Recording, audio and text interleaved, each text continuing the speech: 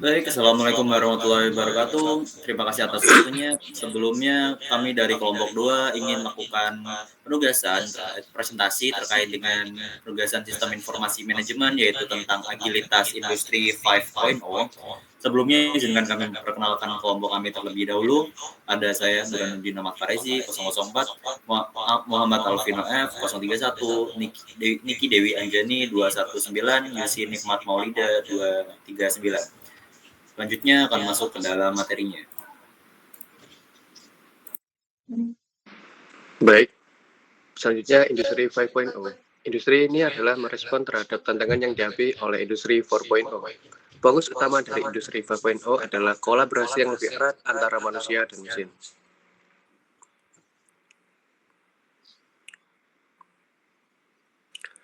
Lalu apa bedanya dengan Industri 4.0? Pada fokus manusia vs otomasi, Industri 4.0 menekankan pada otomatisasi proses produksi dan efisiensi melalui teknologi digital. Industri 5.0 menekankan peran aktif manusia dalam menciptakan sinergi antara manusia dan mesin.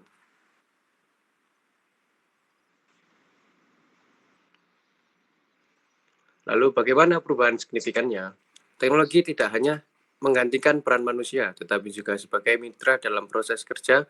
Kolaborasi ini meningkatkan kreativitas dan inovasi serta menciptakan produk yang lebih baik.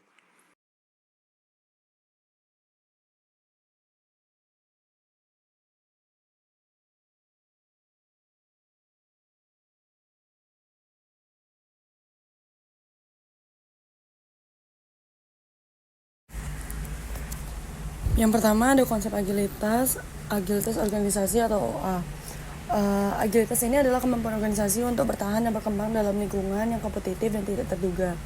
Agilitas melibatkan integrasi teknologi, sumber daya manusia, dan manajemen yang terampil. OA tidak hanya merespon perubahan yang dapat diprediksi, tapi juga dapat mengantisipasi perubahan yang tiba-tiba. Organisasi eksternal dan struktur persaingan industri sangat mempengaruhi kinerja organisasi. Organisasi dianggap sebagai kesimpulan sumber daya untuk mencapai keunggulan kompetitif. Selanjutnya ada konsep agilitas. Yang kedua, struktur manufaktur agilitas. Perusahaan yang tangkas dapat dipandang sebagai konsep keseluruhan yang mencakup sejumlah model organisasi berbeda yang bertujuan untuk memenuhi kebutuhan pasar atau pelanggan tertentu. Model perusahaan masa depan Putik memberikan pandangan seperti itu. Berdasarkan pada 5 subtipe umum industri manufaktur proyek Eureka nomor EU 1005/1995 yang didefinisikan sebagai perusahaan yang berfokus pada fleksibilitas,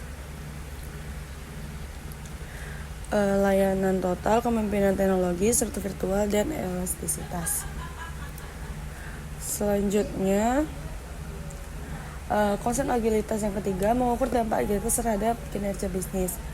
Data terbaru ini menunjukkan bahwa 64% perusahaan melaporkan peningkatan pengiriman perangkat lunak dengan adopsi yang tangkas. Hal ini tidak hanya mengurangi waktu pemasaran, tapi juga menciptakan nilai yang lebih tinggi dari pengguna dan perusahaan secara keseluruhan.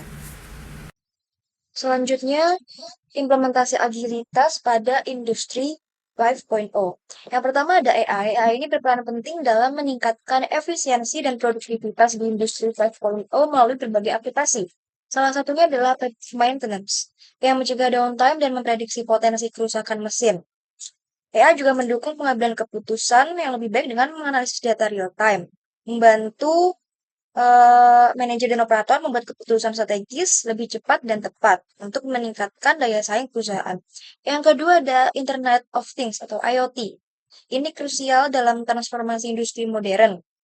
IoT memungkinkan pengumpulan data real time dari sensor untuk memberikan informasi akurat tentang kinerja produksi.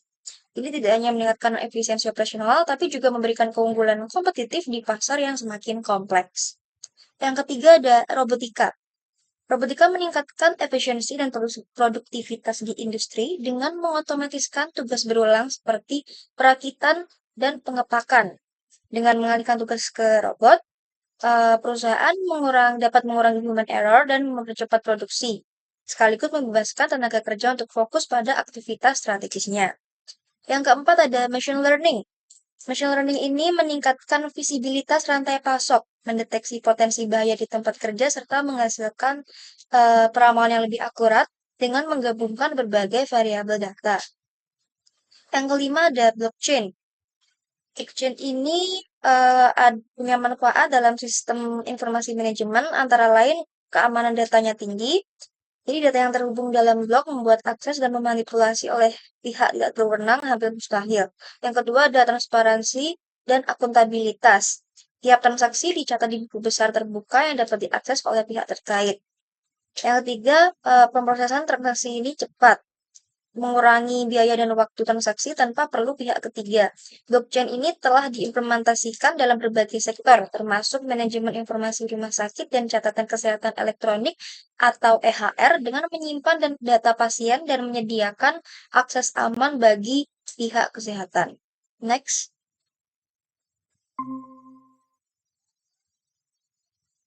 Nah, implementasi agilitas pada industri 5.0 ini dapat dilaksanakan secara optimal kalau didukung dengan 3 pilar utama industri 5.0. Yang pertama, human-centric atau keterpusatan manusia dalam revolusi industri baru 5.0. Ini menekankan pentingnya memahami dan menghargai manusia sebagai pusat dari proses manufaktur dan pengambilan keputusan, bukan hanya sebagai bagian dari mesin yang dapat dioperasikan secara otomatis. Yang kedua, resilience atau ketangguhan. Ini kemampuan untuk mempertahankan sikap optimis di tengah kesulitan, penting bagi bisnis yang ingin meningkatkan peluang keberhasilan mereka dalam lingkungan bisnis yang tidak stabil saat ini. Yang ketiga ada sustainable atau keberlanjutan. Perusahaan yang mendukung training untuk staf mereka mungkin lebih memiliki tingkat keterlibatan, output, dan profitabilitas yang lebih tinggi karena komunitas yang lebih kuat dan peningkatan peluang bagi semua orang, menguntungkan bagi perusahaan maupun masyarakat. Baik, untuk yang selanjutnya ada dampak agilitas terhadap inovasi dan kelanjutan bisnis. Yang pertama, dampak positif. Untuk dampak positif sendiri, yang pertama ada adaptasi cepat terhadap perubahan. Agilitas bisnis memungkinkan perusahaan untuk dapat menyesuaikan diri dengan perubahan pasar, teknologi, dan regulasi yang penting untuk keberlanjutan jangka panjang. Yang kedua, adanya peningkatan inovasi. Dengan mendorong pola pikir yang fleksibel dan kolaboratif, perusahaan menjadi lebih inovatif dalam menciptakan produk baru dan layanan baru yang sesuai dengan kebutuhan dari pelanggan. Yang ketiga, ada keputusan cepat dan tepat. Struktur organisasi yang agile memungkinkan pengambilan keputusan yang lebih cepat dan berbasis data, yang meningkatkan responsivitas terhadap peluang dan tantangan. Selanjutnya ada keterlibatan karyawan. Agilitas seringkali disertai dengan budaya kerja yang lebih kolaboratif dan transparan, yang meningkatkan kepuasan serta motivasi karyawan. Yang terakhir ada efisiensi operasional, proses yang lebih ramping dan adaptif mengurangi waktu dan biaya operasional sehingga meningkatkan efisiensi dan profitabilitas. Adapun dampak negatif. Dari dampak negatif ini ada yang pertama yaitu resistensi terhadap perubahan. Perubahan terus-menerus dalam organisasi bisa memicu suatu resistensi dari karyawan yang terbiasa dengan struktur dan proses yang lebih stabil. Yang kedua ada ketidakstabilan operasional, yaitu keterbukaan terhadap perubahan yang terlalu cepat dapat menyebabkan ketidakstabilan dalam operasional harian jika tidak dikelola dengan baik. Selanjutnya ada tekanan pada karyawan. Lingkungan kerja yang sangat dinamis dan tuntutan yang selalu beradaptasi bisa meningkatkan resiko stres dan beban karyawan. Selanjutnya adalah resiko kegagalan proyek.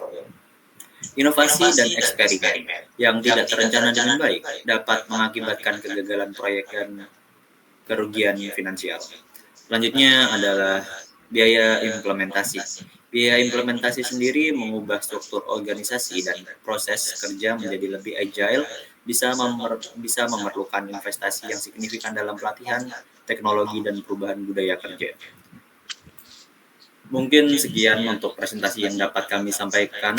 Terima kasih atas waktu untuk mendengarkan presentasi ini. Saya mewakili kelompok ini mengucapkan terima kasih.